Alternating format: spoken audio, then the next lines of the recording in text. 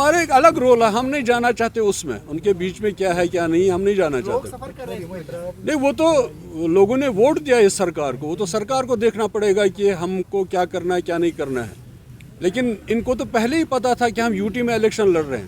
اس میں ہمارے chief minister صاحب نے ایک دن بولا تھا کہ میں الیکشن نہیں لڑوں گا کیونکہ مجھے پیوان کی ٹرانسفر کے لیے ایل جی کے دروازے پہ نہیں جانا ہے. اس کے بعد اس نے ٹوپی پھیلائی کہ مجھے ووٹ دے دو. تو یہ تو ان کا دیکھنا پڑے گا کہ لوگوں کے سہولیات کیسے ہم کریں گے, لوگوں کے جو توقعات ہیں ان پہ ہم کیسے اتریں گے پورا. تو یہ تو ان کا کام ہے, ان کو دیکھنا. ہمارا تو دوسرا کچھ رول ہے, ہمارا تو اس میں رول ہی نہیں بنتا. ہمارا تو یہ رول بنتا ہے کہ لوگوں کی مشکلات جو ہیں, لوگوں کی پرابلمز جو ہے, اور جس منشور پہ انہوں نے الیکشن لڑا ہے, جس منشور کے لیے انہوں نے الیکشن لڑا ہے, اس منشور کا وہ کیا کرتے ہیں. ہمارا تو یہ رول ہے. باقی ان کے آپس میں درمیان کیا ہے تو ہم اس پہ گھسنا بھی نہیں چاہتے. کیا واقعی سچ میں ہے یا لوگوں کو دکھاتے ہیں. 52 ممبرس ہیں, یہ تو 2002 کے بعد پہلی بار اتنی میجارٹی کسی جماعت کو ملی ہے. تو اس میں اس کے بعد یہ لوگوں کو یہ بولیں گے تو وہ تو لوگوں کا کام ہے سننا, پوچھنا, اور اس پہ کیا رد عمل ہوگا وہ تو لوگوں کا کام ہے. تو اسٹیٹ کو لے کے پی ڈی پی کا کیا ابھی اسٹینڈ؟ ہمارا ایک بہت بڑا منشور ہے. اسٹیٹ ہمارے سامنے ایک چھوٹی سی چیز ہے. ہمارا جو آئیڈینٹی ہماری تھی جموں کشمیر کی, ایک ملک تھا ہمارا. یا تو مجھ سے پوچھیے, آپ اپنے آپس میں بات کریے. ہمارا یہ تو چھوٹا سا مدعا ہے, چھوٹا سا مدعا. اور اس میں مجھے نہیں لگتا ان کو زیادہ کرنے کی ضرورت ہے, کیونکہ ہندوستان کے پرائم منسٹر نے بولا بار بار ہم اسٹیٹ ہوڈ دے دیں گے. ہندوستان کے ہوم منسٹر نے بولا بار بار ہم اسٹیٹ ہوڈ دے دیں گے. پتہ نہیں یہ شور گاؤں کا کیوں ہے, آئی ڈونٹ نو. لیکن ہمارے پاس جو ہے, ہمارے پاس مدعا کچھ اور ہے. ہمارے پاس وہ آئیڈینٹی ہے جو ہم کھو گئے 5 اگست 2019 کو. ہمارے پاس تو وہ مسئلہ ہے. اس کے بعد تو اسٹیٹ ہوڈ تو وہ تو آ ہی جائے گا جب ہم کو وہ چیز ملے گی جو ہمیں کھوئی, جس کو ہم نے کھویا 5 اگست 2019 کو. ہمارے پاس تو معاملہ وہ ہے, ہمارے پاس تو جدوجہد وہ رہے گی. ہم اس تشخص کو جو ہمارا تھا, جو ہندوستان کے آئین نے, ہمارے ملک کے آئین نے ہم کو دیا تھا, ہم اس کو بحال کیسے کرائیں گے. ہماری جدوجہد وہ رہے گی. یو پی میں جو بھی مسئلہ چل رہا ہے سنبھل کو لے کے اور اجمیر شریف کو لے کے, کہہ رہے بی جے پی کہہ رہے کہ لگ بھگ 32,000 مسجدوں کو سروے کرنا ہے. کیسے آپ اس کو دیکھ رہے ہیں, ایک وائلنس کی طرف جا رہے ہیں؟ یہ تو مجھے لگتا ہے ملک کو شاید کسی تباہی کی اور لے جا رہا ہے. کیونکہ دیکھیے ہمارا ملک 1947 میں آزاد ہوا اور ایک آئین بنا. اس آئین میں بالکل کلیئر ہے کہ جو چیزیں جیسی ہیں ان کو چھیڑا نہ جائے.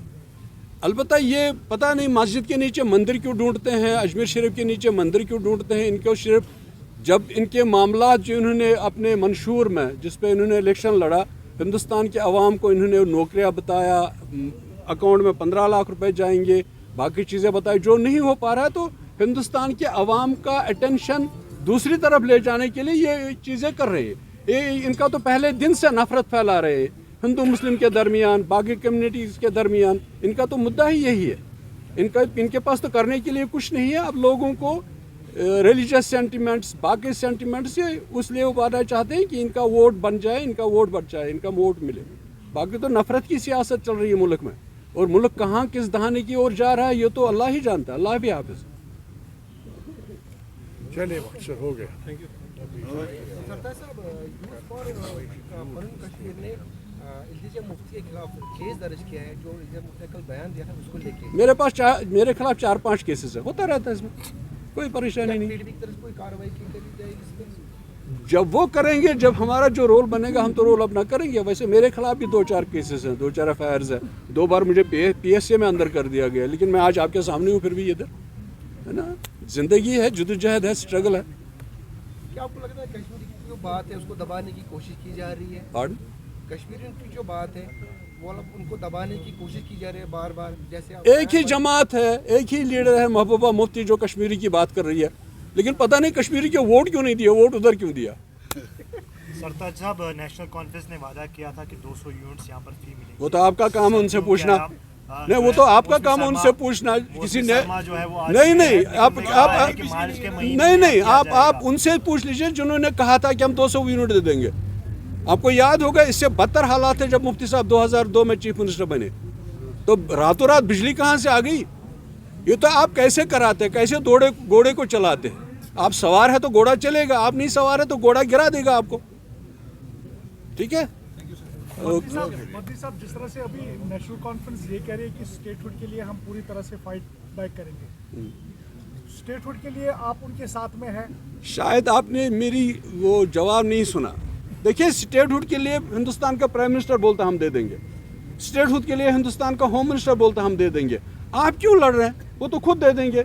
और हमारे पास तो ये छोटा सा मुद्दा है, हमारे पास मुद्दा वो है जो हमसे लिया गया। पास्ट में आप भी कहते आए हैं, जो आपकी सरबराह है वो भी कहते आ रहे हैं कि स्टेटहुड रेस्टोर होना चाहिए। उसमें उन्होंने कहा है कि अप्रोप्रिएट टाइम जब आएगा, फॉर टाइम बीइंग ये था सारा, लेकिन ये टाइम बीइंग इतना लॉन्ग है। देखिए महबूबा जी ने इसीलिए यूनियन टेरिटरी में इलेक्शन नहीं लड़ा। मैंने बता दिया, दोहरा रहा हूँ मैं, नहीं चाहिए था दोहराना। उमर अब्दुल्ला साहब ने ये कहा था मैं यूनियन टेरिटरी में हरगिज़ इलेक्शन नहीं लड़ूंगा, क्योंकि मुझे क्लास 4th एम्प्लॉई की ट्रांसफ़र के लिए LG के दरवाजे पर नहीं जाना पड़ेगा, मैं नहीं जाऊंगा। उसके बाद उसने 2 जगह इलेक्शन लड़ा, उसको तो मालूम था क्या होना है क्या नहीं होना है। तो इस पर स्टेटहुड जो बात है वो बहुत छोटी सी बात है हमारे पास, जो हमारा मुद्दा है, जिसके लिए PDP जद्दोजहद कर रही है, वो है जो 5 अगस्त 2019 को BJP ने हमसे छीना। उसमें फिर वो आ ही जाएगा, छोटी छोटी चीज़ें। महबूबा मुफ्ती ने तो फिर हर जगह पर कैंपेनिंग की। अगर आप कहते हैं इलेक्शन के हवाले से इलेक्शन, इसका मतलब है ये कंट्राडिक्ट बयान है। आप चाहते हैं कि एक साइड से इलेक्शन हो, दूसरे साइड से आप कह रहे हैं कि इलेक्शन लड़ना ही नहीं था। किसने कहा? आपने कहा। मैंने महबूबा मुफ्ती का नाम बोला, उसने खुद नहीं लड़ा। उसने सुनिए उसने खुद नहीं लड़ा। उसका जवाब उन्होंने कहा वो इस रियासत की सबसे मजबूत चीफ मिनिस्टर थी। जब वो चीफ मिनिस्टर थी 12,500 FIR उसने वापस ले लिए। किसी ने किया? मुझे कोई चीफ मिनिस्टर दिखाइए जिसने एक FIR वापस लिया होगा। उसने लिया होगा। उसने बहसीत चीफ मिनिस्टर तमाम हिंदुस्तान के इतने बड़े मुल्क के पार्लियामेंट को आपके दरवाजे पे लाया। आप लोगों ने दरवाज़ा बंद कर दिया कि इनके साथ बात करो। किसी ने किया? तो उसने उसमें यह सोचा कि यूनियन टेरिटरी में जब चीफ मिनिस्टर बनेगा वो तो एक म्यूनिसिपैलिटी का वो मेयर होगा। उसने खुद नहीं लड़ा, लेकिन हमारी पॉलिटिकल पार्टी है, इलेक्शन लड़ना है, इस मैदान में रहना है, आगे आगे चलना है। Thank you. कितनी बार आप ये गलती दोहराएंगे कि दरवाजे पर गए थे? गलतियां ये हर पॉलिटिकल पार्टी से हुई है, जबकि आप पर भी ये एलिज किया जा रहा है कि आपने भी गलती की है, जो 2014 में आपने। जो एयर इज ह्यूमन, नहीं वो गलती नहीं थी। उस गलती को वो गलती नहीं थी। सुनिए, वो गलती नहीं थी। मुफ्ती साहब ने जम्मू और कश्मीर को इकट्ठे चलाने के लिए वो किया था। उसने जम्मू और कश्मीर को इकट्ठे रखने के लिए किया था। जम्मू उनका मैंडेट, उस मैंडेट की कदर के लिए मुफ्ती साहब ने वो किया था। और मुफ्ती साहब ने, जब तक मुफ्ती साहब थे, हमने 370 की हिफाजत की, हमने 35A की हिफाजत की। तो इसलिए उस चीज़ को बचाने के लिए मुफ्ती साहब ने उधर वो हिमायत उसके साथ वो अलायंस किया था। वो कोई गलती नहीं थी। अगर आप कहते वो गलती नहीं थी, कोई गलती नहीं थी, वो उनका सही वो फैसला था। और जम्मू कश्मीर को अगर आपको इकट्ठे चलना है तो जम्मू के लोगों की कदर करनी है, कश्मीर के लोगों की कदर करनी है।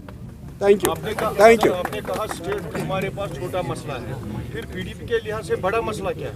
वही जो 5 अगस्त 2019 को हमसे छीना गया, वही है।